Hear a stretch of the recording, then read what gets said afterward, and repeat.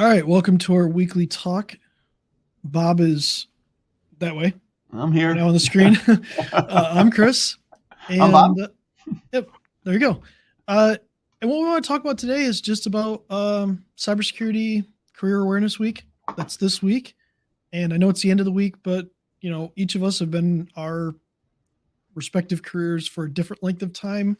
We've both had our challenges, our struggles, our roller coasters, and we just kind of want to talk about that, give people an insight of what it's like to be in this industry, and talk about the fact that there's 750,000 cybersecurity jobs out there that are open and that need to be filled. So, Yeah, it's crazy when we both look back at how we got to where we are here today, and I was going through some stuff and realized that um, I was I was doing cyber work in 1983. Yeah, I know it's a long time, but I actually found we were cleaning up some stuff at the house, and I found my wife found the magazine, the Omni magazine that I was actually written up in as a sandy-haired whiz kid working out of my dorm.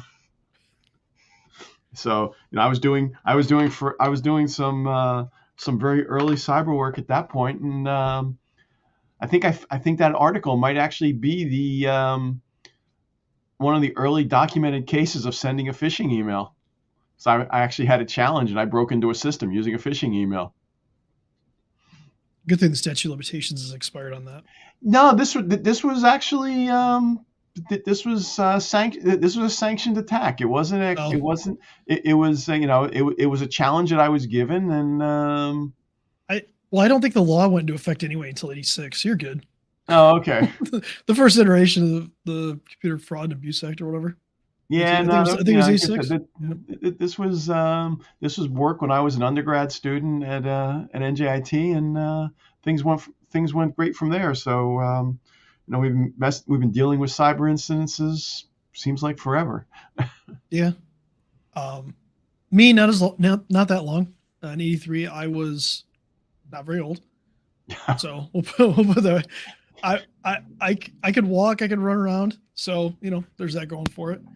But I didn't really get my start in my career until around '99, um, and that was mostly help desk. So as far as cyber, I really didn't get into doing any kind of real cybersecurity until probably about 2004.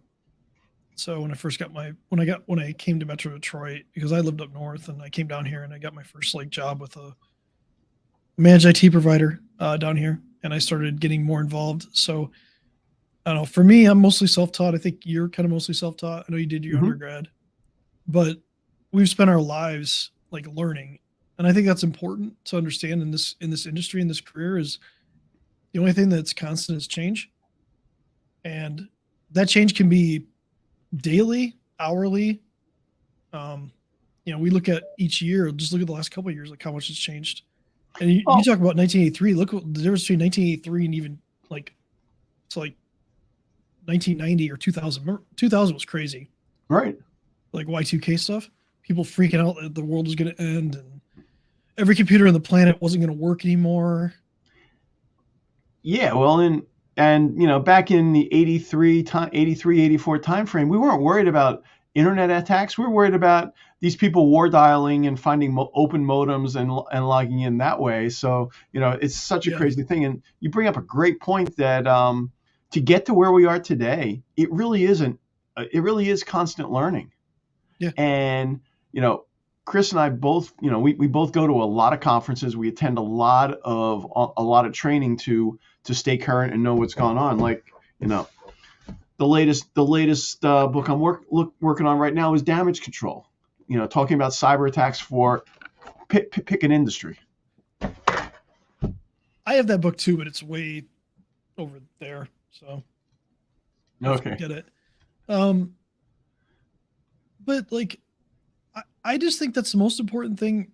If you're breaking in this industry, if you're trying to break into IT, even if it's your first career, if it's your second career, your third career, wherever you're at, if you don't love to learn, I don't think you're going to be successful.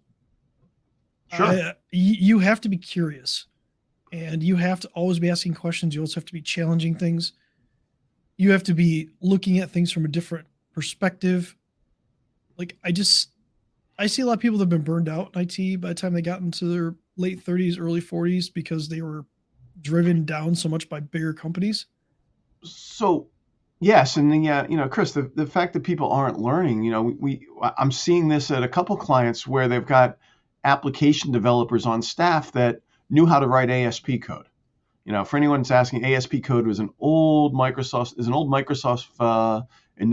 initial deployment of creating web apps, Yeah. and these guys have been doing this for 30 years at this point, and that's what's running their business still. And those sites are rather insecure by today's standards.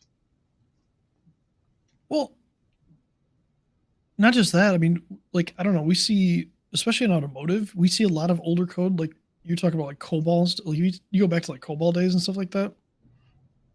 It's not used for anything new, but these people that are out there that have those skill sets that can still work on it, if they've never developed beyond that, when that goes away, so does their career. And I think the beautiful thing about IT and cybersecurity is if you don't like something, you can probably always find something else that you'll enjoy and that you can prosper in. Because the Absolutely. field itself is so wide.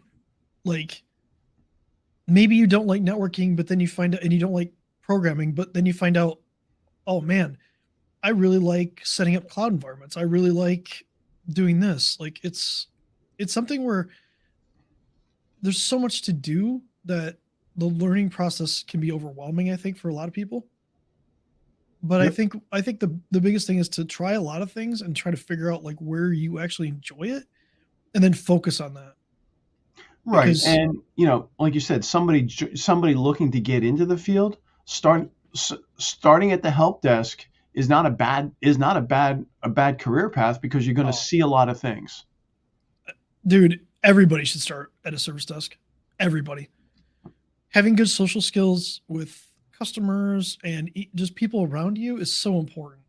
You start going up in like a business, like if you work in Fortune, I don't know, 500, 2,000, whatever you want to call it, Fortune 100, you need to have people skills. You need to be able to communicate. You need to understand how to treat people. And Absolutely. you know, I see these young men and women and um, people coming out of like colleges and they got like a cybersecurity degree and then they think they can just jump into the field and instantly be doing cyber stuff. The reality is if you don't understand how the technology works that you're trying to do, um, you're trying to like how do I say this? You're trying to engage in. So let's say you went in and you want to be a pen tester, you want to be a penetration tester, so you want to hack into environments. If you don't know how the technology works, you're not going to be very good at that. You have Yep. to know how it works from a core level so you know how to attack it properly, how to use it properly. And It comes back down to, it's kind of like, they can find an application and run it and they think yep, they're an expert. yeah, It's more the script kiddie mentality, and that doesn't work. I used to when I was hiring sysadmins for my team, I would really look for people that could write a basic script. If right. all they could do was point and click, that didn't help me automate and move forward. Yep. So, and I was like, oh well, I don't use any command line tools. Well, that's a problem. Yeah, but if it depends on your team too. So if your team gets big enough, you can have people that just do the scripting, and then you can have people that are really good at other things. Like maybe architectural design is like something like they're really good at, but they can't script for the life of them. Yep. That'd be me. I am Yeah, I I'm am not. terrible at I'm, scripting. So I want to know that I want people that know the command line exists because there's a lot of things oh you yeah. can do faster. Yeah, I'm old school. I know. Well, we could also talk about how when we started, Google wasn't a thing. Alta Vista. Yeah. Well, even then, like just the amount of information that was out there, like you really had to know what you're doing. Like today, you can kind of search the internet and find fixes and stuff like that. Maybe it won't work. You'll find a bunch of trash too. But if you know what you're looking for, if you know the concepts and you know what you're looking for, you can find stuff relatively easy. It's just there's so much more information out there about like problems that people are having, things like that, than there ever has been. The rate that we create information and use data storage right now is literally insane. I forgot what the stat was, but something like we're doubling all of our information like every couple of years or something like that. Like that's stored, I, like data usage and I stuff like believe that. it. You know, It's absolutely nuts. and Yeah. you know the phones are the amount of data being generated from the phones. You get 100 people at an event. They're all taking the same pictures. They're all, it's all data that's sitting out there and never being deleted. Yep. And But it's that's helped just one us. small example. So we've deviated from talking about cyber careers, and I know Well, the New Jersey Kick actually has an internship program coming up that's cool. in the spring to educate it, because there is a severe shortage of cyber experts. Your in-house IT guys probably are not an cyber expert because they're so busy dealing with the day-to-day stuff, doing it the same way that they've been doing it, that they just don't have time. Well, don't have time, don't have the expertise, don't have the training, right? They've never been put through training. Yep. I think the best thing about this is if you want to break into this industry, find somebody that's in the industry and ask them questions. Job shadow. I know that's kind of a lost thing, I think, with people. Like, people don't want to job shadow, but like, and if you have a company where you can take on people in high school, people in college, and then come in and see what you do and stuff like that, it's going to help the industry as a whole. Bring more people into our industry, bring more minds into our industry, and as far as cybersecurity goes, you don't have to be technical if you want to break into cyber. Yep. You don't have to be a developer either. No, you can absolutely be a thought leader in business or medical and things like that, where you can break in. There's a lot of policies, there's a lot of procedures, there's a lot of like translations that need to be done. I'll give you an example. I was listening to a podcast, and there was this nurse, and she shifted from being a nurse to cybersecurity because she really wanted to. She found it interesting. Her best attribute was her ability to take the language from cyber and apply it to medicine and talk to providers, talk to people in that industry and put it in their language so they understood.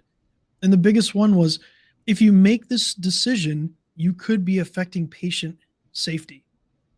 And Right. to a provider and things like that, patient safety is the ultimate thing.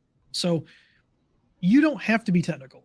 You can absolutely get into this industry and not be technical. And I just want to make sure that we understand that there are technical aspects to it, but there's a lot of administrative aspects that you might love to do between auditing and procedures and policies that really could just bring you forward. So, well, I think we got to get on with our day, and yeah, you take an intern, wouldn't you? I've hired interns before. I've never taken it. We've never taken interns. Okay. And now with the current work environment, I'm not sure how we would. I know you have.